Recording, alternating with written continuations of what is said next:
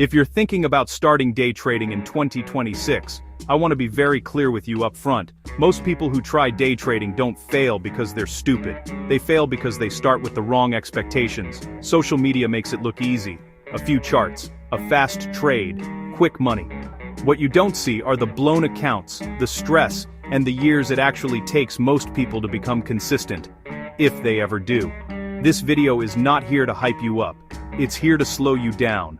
I'm going to explain what day trading actually is, who it makes sense for, who should not day trade, and how beginners should approach this in 2026 without destroying their capital.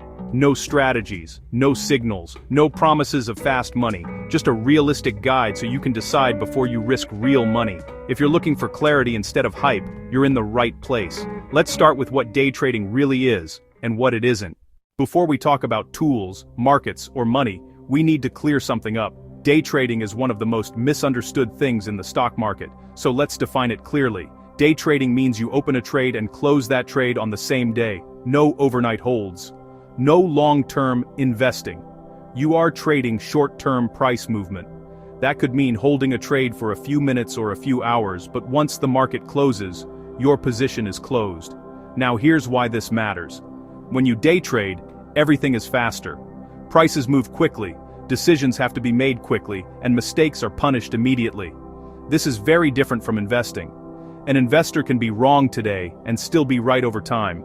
A day trader can be right overall and still lose money because of bad timing or bad risk management. This is where beginners get confused. Most people think day trading is about predicting the market. They think the goal is to be right all the time. That's not true. Professional day traders are wrong often, sometimes more than half the time. What makes the difference is how they manage losses. Day trading is not trying to catch every move, trading all day long, or watching charts for 8 hours straight. In fact, most experienced traders trade very little. They wait. They skip most setups. They only act when the risk makes sense. Day trading is also not easy money, passive income, or a fast way to quit your job, especially in your first year.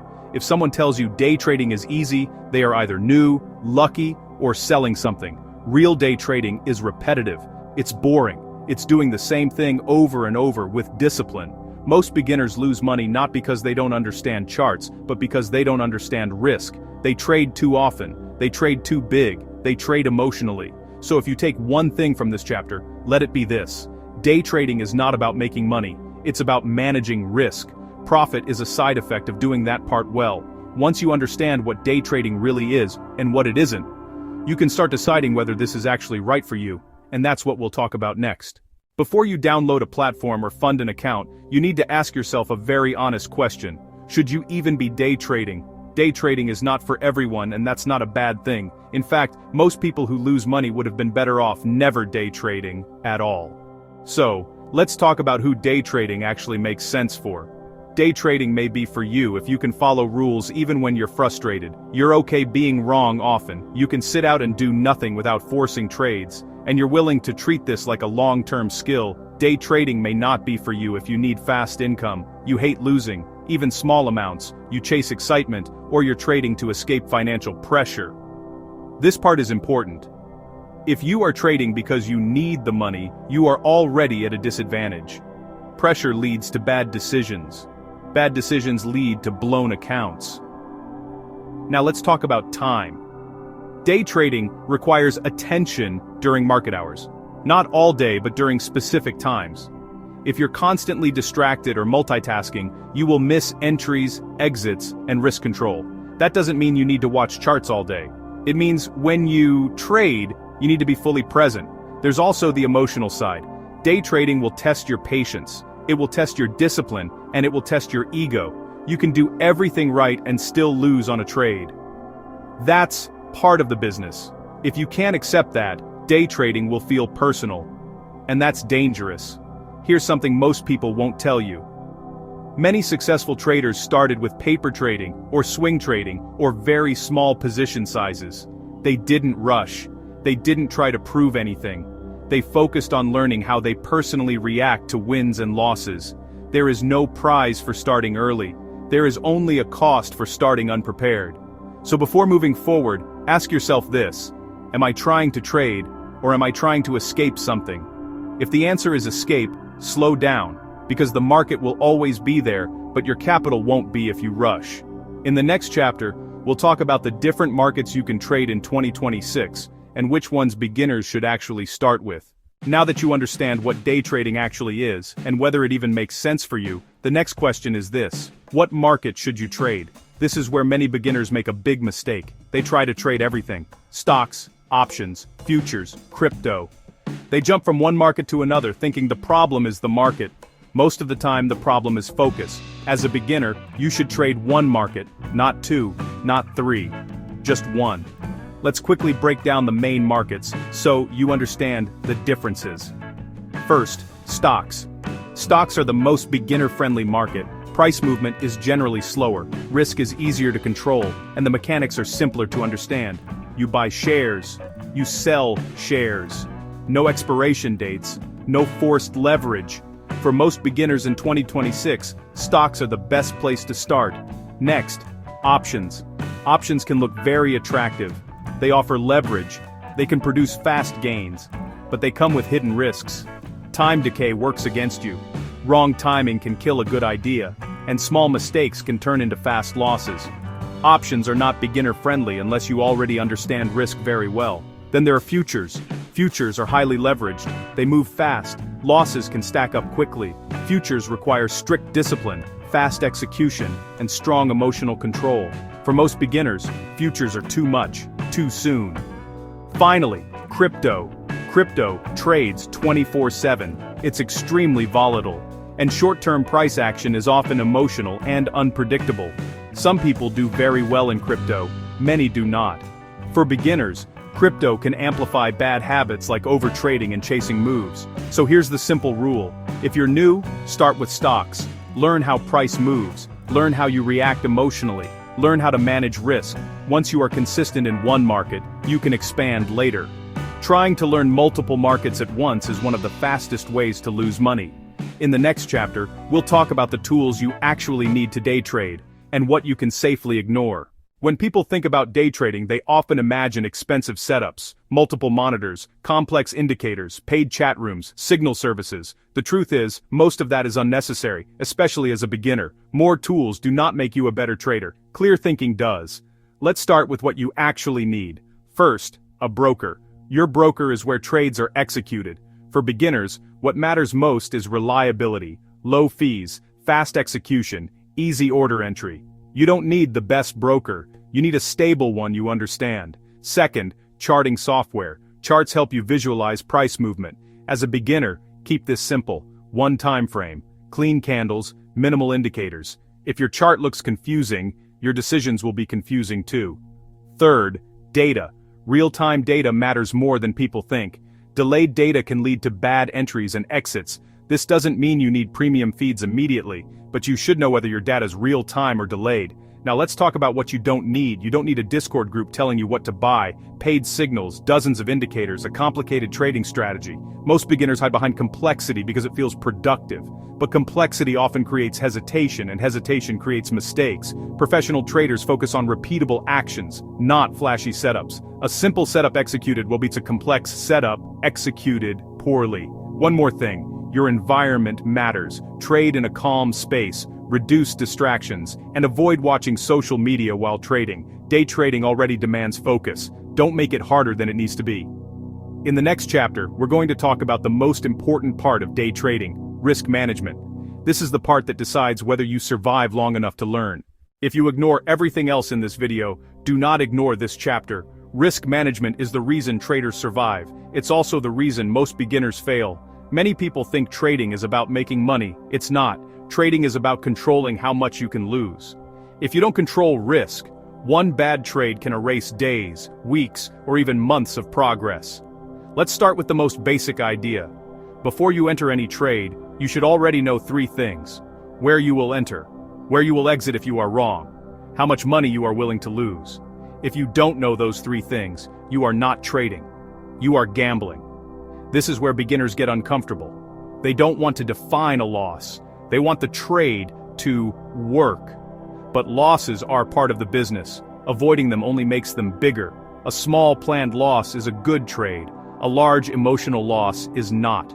Another common mistake is trading too big. If one trade makes your heart race, your position size is too large. You should be able to follow your plan calmly. If emotions take over, your risk is too high. Good traders think in probabilities. They accept that any single trade can lose. Their job is not to win every trade. Their job is to survive long enough for their edge to play out over time. Here's a simple rule beginners can follow. Risk a small fixed amount per trade. The exact number matters less than consistency. Consistency creates discipline. Discipline creates longevity. Also understand this: you don't need to trade every day. Some of the best decisions in trading are trades you don't take.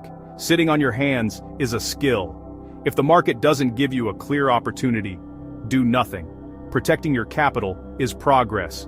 In the next chapter, we'll talk about the most common beginner mistakes and how to avoid them before they cost you money. At this point, you understand what day trading is, what market to focus on, what tools you need, and why risk management matters. Now let's talk about the mistakes that wipe out most beginner accounts. The first mistake is overtrading. Many beginners think they need to trade constantly to make progress. They see movement and feel the need to act. But most market movement is noise. Professional traders wait. Beginners chase. If you feel bored and decide to trade, that's a red flag. The second mistake is revenge trading. You take a loss, you feel frustrated, and you immediately try to make it back. This is emotional trading, and it almost always leads to bigger losses. One bad trade does not need to be fixed. It needs to be accepted. The third mistake is following others blindly. Discord groups, alerts, social media posts. If you don't understand why a trade is being taken, you should not be in it. Borrowed confidence disappears the moment the trade goes against you. The fourth mistake is increasing size too quickly. A few wins feel good. Confidence rises and size goes up, but consistency has not been proven yet. Size should increase slowly, based on data, not emotion. The fifth mistake is ignoring your own data. Many traders remember wins and forget losses. This creates a false sense of skill. If you don't track your trades, you are guessing, and guessing is not a strategy. Finally, one of the biggest mistakes is quitting too early or doubling down too hard. Some people quit after a few losses without learning anything. Others refuse to slow down and keep adding money.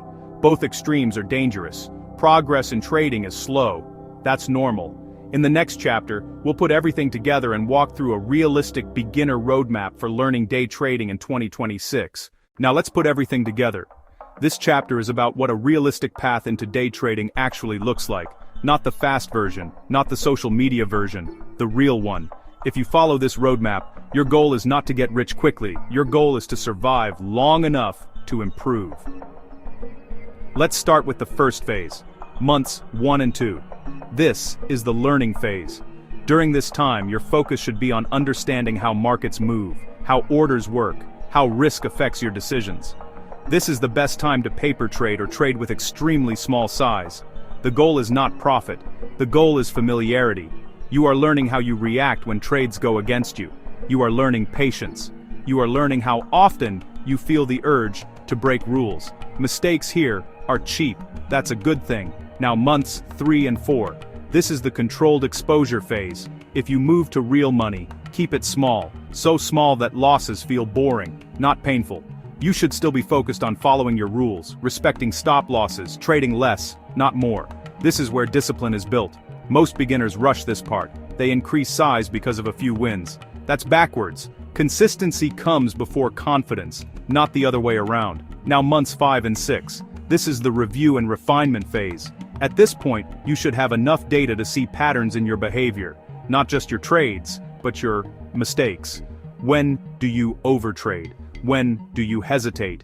When do you ignore your plan? This is where progress actually happens. You don't fix everything at once. You fix one mistake at a time. If you are still trading after 6 months with your capital mostly intact, you are already ahead of most people. That is success. Here's the most important thing to understand. There is no finish line.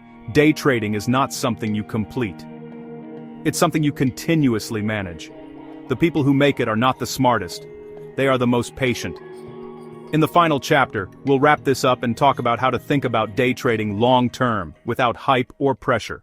If you take anything away from this video, let it be this. Day trading is not something you rush into, and it's not something you master quickly. The market will still be here tomorrow, next month, next year. There is no advantage to moving fast. There is a real cost to moving unprepared. Most people fail not because they lack intelligence, but because they lack patience. They want results before they've built discipline. They want income before they've built consistency. If you approach day trading with respect, clear risk limits, and realistic expectations, you give yourself a real chance. Not a guaranteed outcome, but a fair one. This channel is about clarity over hype, risk over ego, and long-term thinking in a space full of shortcuts. If this video helped you slow down and think clearly, consider subscribing. Thanks for watching. Trade smart and always put risk first.